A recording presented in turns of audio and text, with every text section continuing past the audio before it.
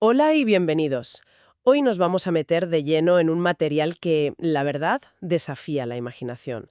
Es un artículo científico que explora no solo el fin del universo, sino uno de los finales más extremos, más violentos y extraños que la física teórica puede concebir. Así es. Tenemos entre manos un trabajo de Iber Breivik y Mubasher Jamil que se titula Agujeros negros en la fase de turbulencia de la cosmología del Big Rip viscoso. Uf, el título ya impone. Sí, es una declaración de intenciones, ¿verdad? Denso, complejo, pero la idea que esconde es absolutamente fascinante. Y nuestra misión de hoy es precisamente esa: desgranar qué le pasaría a un agujero negro, que es uno de los objetos más indestructibles que conocemos, si de repente se encontrara flotando en un universo dominado por algo que llaman energía fantasma. Y que además se dirige a un final, pues eso, cataclísmico. Y lo curioso es que no se conforman solo con describir ese final, le añaden una capa más de complejidad, un ingrediente que normalmente asociamos a los fluidos aquí en la Tierra, como el agua o el aire. La turbulencia. La turbulencia, pero a una escala cósmica. Exacto. Es que conceptos como energía fantasma, turbulencia cósmica o la idea que me parece más loca de todas, agujeros negros que pierden masa, Sí, eso. suenan a pura ciencia ficción. Pero bueno, vamos a ver que están fundamentados en modelos matemáticos muy serios. Así que si te parece, empezamos ya a desentrañar este futuro tan apocalíptico. Vamos a ello. Lo primero yo creo es entender el escenario, el campo de juego, donde ocurre todo esto. Vale, el artículo nos sitúa en un futuro muy lejano, en un universo dominado por esta energía fantasma. Antes de nada, ¿qué es exactamente y por qué le han puesto un nombre tan, bueno, tan esotérico? Pues es una forma hipotética de energía oscura. Ya sabemos que la energía oscura es esa fuerza misteriosa que acelera la expansión del universo. ¿Sí? Pero la energía fantasma es como una versión extrema. Su característica principal, su rasgo clave, es su parámetro de estado, que los físicos llamamos W. Vale, pausa un momento. Parámetro de estado W. Eso suena muy técnico. ¿Hay alguna forma de entenderlo de una manera un poco más intuitiva? Claro, piensa en W como una medida de cuán repulsiva es una forma de energía. Para la materia normal, la que vemos, W es cero. No empuja ni tira, digamos. ¿De acuerdo? Para la energía oscura normal, lo que se conoce como constante cosmológica, W es exactamente -1. La energía fantasma es la que tiene un W inferior a -1. Ah, vale. Puede parecer una diferencia mínima, un detalle, pero esa pequeña desviación tiene consecuencias cosmológicas brutales. ¿En qué sentido? Porque aquí es donde mi intuición empieza a fallar. Normalmente, si un espacio se expande, todo lo que hay dentro se diluye, ¿no? Se vuelve menos denso. Exacto, esa es la clave. La materia, la radiación, todo se diluye. Pero la energía fantasma rompe esa regla. Su densidad de energía, en lugar de disminuir con la expansión, aumenta. ¿Cómo? Sí. Es como un fuego, que en lugar de consumir su combustible, se hace más y más intenso cuanto más espacio tiene para arder. Es una especie de retroalimentación positiva a escala cósmica que no se detiene nunca. O sea, que se alimenta a sí misma. Eso va en contra de todo lo que, bueno, de lo que uno aprende en física básica. Es como si el propio vacío se volviera cada vez más y más energético. ¿Y esto es solo una idea teórica o hay algún indicio de que pueda ser real? Ahí está lo interesante. El artículo menciona que datos astrofísicos recientes, como los del satélite Planck, apuntan a un valor de W de aproximadamente -1,04. Ah, o sea, que está en territorio fantasma. Está. Hay que ser muy cautos porque el margen de error todavía incluye el valor de -1, el de la constante cosmológica. Pero el hecho de que el dato más probable caiga justo ahí es lo que mantiene esta teoría sobre la mesa. No podemos descartarla. Vale, entonces tenemos una energía que rompe las reglas, que se hace más y más fuerte de forma imparable a medida que el universo se expande. Si este proceso no se detiene, ¿a dónde nos lleva? ¿Cuál es el desenlace? El desenlace es el Big Rip, el gran desgarro. El gran desgarro. Exacto. Es un tipo de singularidad futura. Lo que ocurre es que la densidad de la energía fantasma crece exponencialmente hasta que su fuerza de expansión, su presión negativa, supera a todas las demás fuerzas fundamentales de la naturaleza. A todas. Y lo hace siguiendo un orden, ¿no? Sí, en una secuencia de destrucción que va de lo más grande a lo más pequeño. A ver, ¿cómo sería esa secuencia? Primero, la expansión supera la gravedad que mantiene unidos los cúmulos de galaxias. Cientos de galaxias que han estado juntas durante miles de millones de años, de repente se separan, quedan a la deriva. O sea, que la fuerza que une las estructuras más grandes del universo simplemente deja de ser suficiente. Deja de ser rival, sí. Pero el proceso se acelera y va a escalas menores. Unos millones de años antes del final, la fuerza expansiva es tan grande que supera la gravedad de las propias galaxias. Las estrellas salen disparadas. Las estrellas son arrancadas de sus órbitas y lanzadas al vacío. La Vía Láctea, por ejemplo, se desintegraría por completo. Y me imagino que no se detiene ahí. ¿Qué pasa con los sistemas solares? ¿Con nosotros? Ese es el siguiente paso. Meses antes del final, los sistemas planetarios se desintegran. La Tierra sería arrancada de su órbita alrededor del Sol. Madre mía. Minutos antes del final, las propias estrellas y planetas no pueden soportar la tensión y explotan. Y en los últimos instantes, la energía fantasma vence la fuerza electromagnética y a la fuerza nuclear fuerte. Espera un momento. ¿Estás diciendo que al final es más fuerte que la fuerza que mantiene unidos los protones y neutrones en el núcleo de un átomo? Exactamente. Los propios átomos se desgarran. La materia tal y como la conocemos deja de existir. Es el desgarro final del propio tejido del espacio-tiempo. Un final increíblemente violento. Desde luego. Y cuando parece que el escenario no puede ser más extremo, el artículo va e introduce una nueva variable, la turbulencia. Esto sí que me cuesta visualizarlo. ¿Cómo puede ser turbulento el universo entero? Es una idea muy original, ¿sí?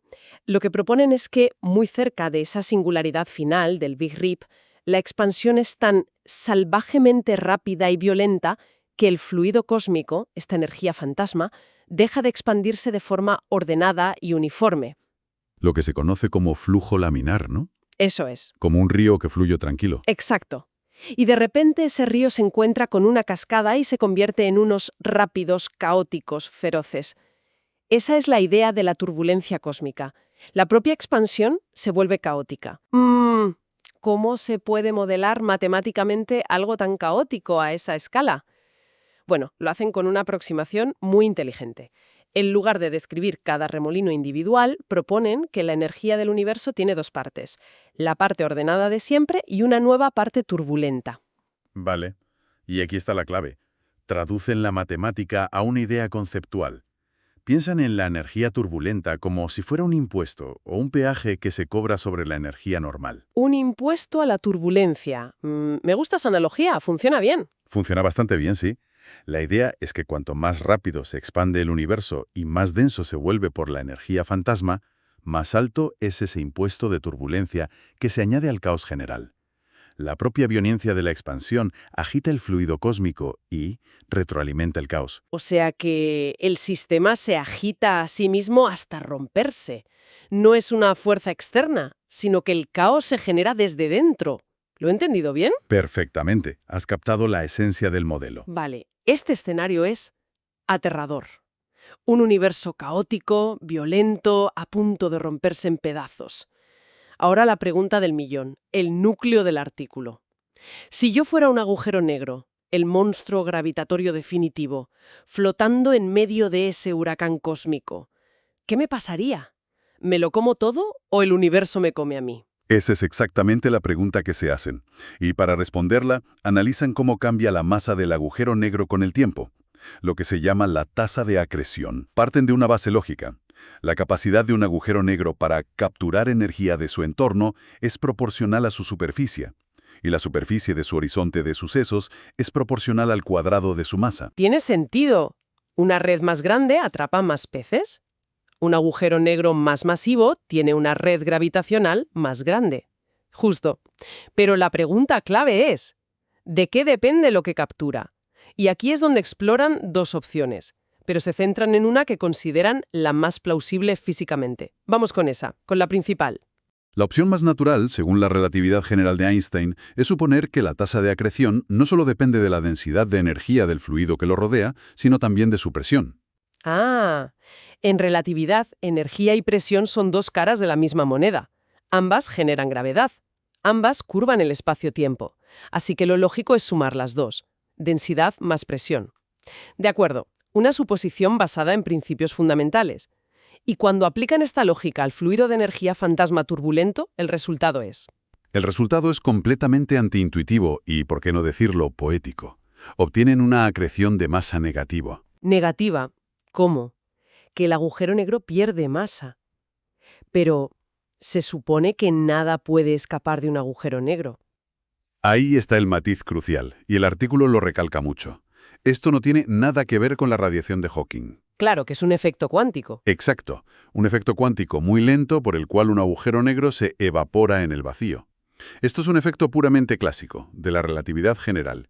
No es que algo escape, es que la interacción con la energía fantasma, que tiene una presión fuertemente negativa, provoca que el espacio-tiempo alrededor del agujero negro se comporte de tal manera que, efectivamente, le arranca masa. Es el propio universo. Es el universo mismo el que está deshaciendo activamente el agujero negro. Es una idea increíble. El universo, en su acto final de destrucción, no se olvida de sus objetos más masivos y los disuelve.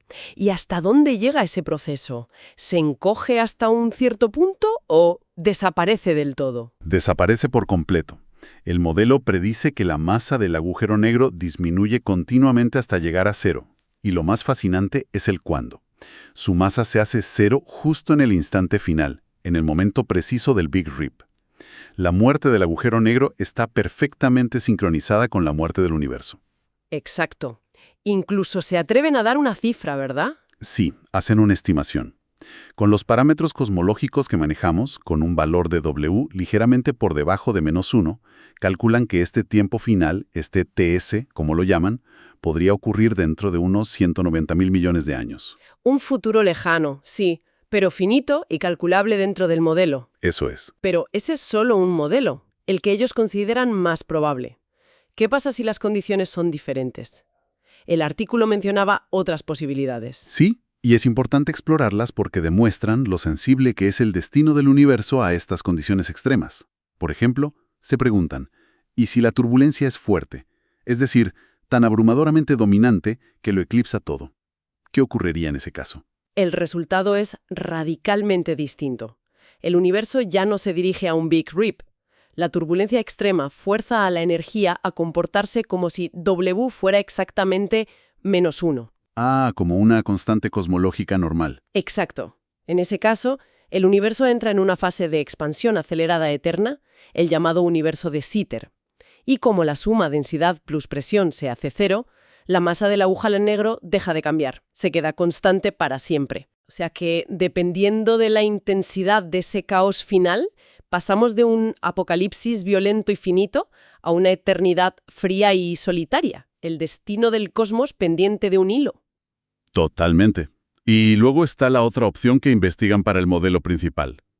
¿Qué pasa si la acreción depende solo de la densidad de energía, ignorando la presión?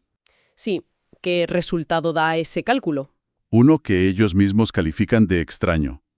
En ese escenario, la masa del agujero negro no disminuye, sino que crece. Y no solo crece, sino que se vuelve infinita antes de que llegue el Big Rip. Un agujero negro de masa infinita. Eso suena a un error de contabilidad cósmica. Es como si el universo se hubiera vuelto loco firmando cheques de energía sin fondos. Es una buena analogía, sí. Matemáticamente es una solución posible de las ecuaciones, pero físicamente es muy difícil de justificar. ¿De dónde saca el agujero negro una cantidad infinita de energía en un tiempo finito? Por eso consideran esta opción mucho menos plausible. Esta idea de un agujero negro que se encoge es tan extraña que me pregunto, ¿se ha propuesto algo parecido para otros momentos de la historia cósmica? ¿O es algo exclusivo de este final con energía fantasma? Es una pregunta excelente. Y el artículo la aborda haciendo una comparación muy útil con el otro extremo del tiempo, el universo primitivo, durante la inflación cósmica. Claro, donde la situación sería la contraria, imagino. Un universo increíblemente denso y caliente. Justo. Uno esperaría que un agujero negro primordial en ese entorno, rodeado de un plasma de partículas de altísima energía, creciera de forma muy eficiente, ¿no? Acretando masa sin parar. Sí, es lo lógico. Pero, y aquí viene lo interesante, el concepto de acreción negativa no es totalmente nuevo. El artículo cita otros trabajos que muestran que, incluso en ese universo primitivo, la interacción con ciertos tipos de campos de energía, los llamados campos escalares, también podría hacer que un agujero negro perdiera masa. Así que la idea de un agujero negro que se erosiona no es tan descabellada, entonces. Pero, ¿Tiene que haber alguna diferencia fundamental entre lo que pasa al principio y lo que pasaría en este final turbulento? La hay, y es crucial. La diferencia es el tiempo. En esos modelos del universo primitivo, la desaparición completa del agujero negro requeriría un tiempo infinito. El proceso se iría ralentizando cada vez más, sin llegar nunca a cero. Una asíntota. Exacto.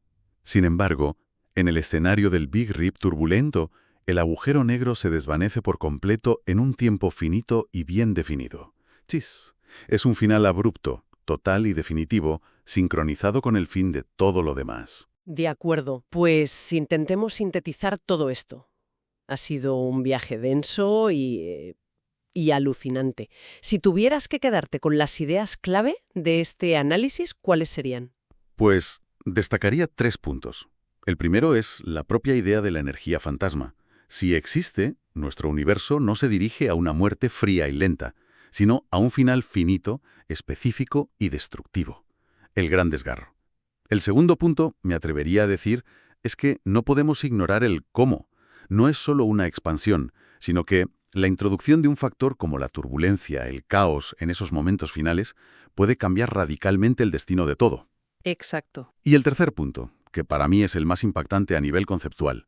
En este escenario, los agujeros negros, que vemos como el epítome de la permanencia, los objetos que todo lo devoran, no solo no sobreviven, sino que son despojados activamente de su ser.